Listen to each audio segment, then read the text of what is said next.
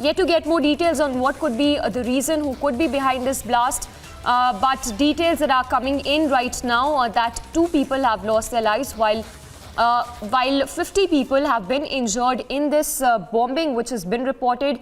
The involvement of TTP cannot be ruled out in this blast which has happened inside the mosque. A bomber, we are given to understand, breached the high security zone. We are now being joined by Brigadier HEMANT MAHAJAN right now. Brigadier, if I can get your quick response, your reading into this blast which has happened. 68 is the number we are looking at as at the number of those injured, while 2 people have lost their lives. A terror attack, from what we're given to understand, inside a mosque, that too in a very secured area of Pakistan. What we have to understand is Peshawar is the headquarters of the Pakistani Army Corps, which looks after the Pakistan-Afghanistan border. And in the past, a lot of violent activities have been taking place here, including bomb blasts, etc.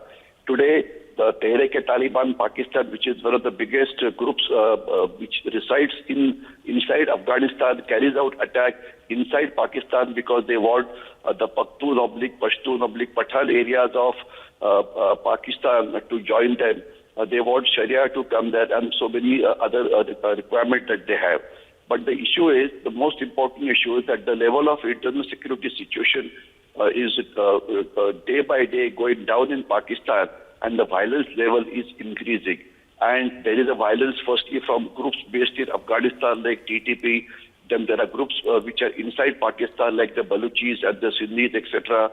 So therefore, Pakistan, which used terrorism as a weapon, now is a victim of the same terrorist whom they reared, because they used to have a classification called good terrorist and bad terrorist, etc. But now the Frankenstein which they raised is now haunting Pakistan, and the level of violence in Pakistan is only increasing. And add to this the severe economic situation that you have. So you know that Pakistan today is in very serious trouble, and most of it which has been created by itself.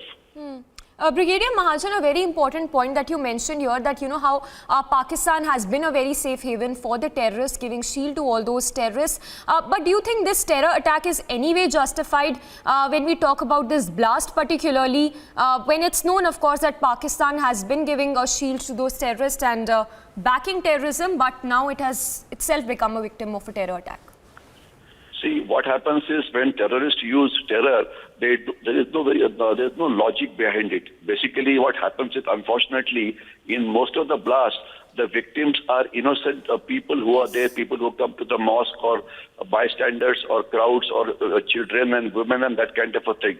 Tehrik-e-Taliban Pakistan as a policy used to attack only the Pakistani security forces, especially the Pakistani Army and the Frontier Corps, a paramilitary force of Pakistan which carries out anti-terrorist operations in Balochistan and Sindh.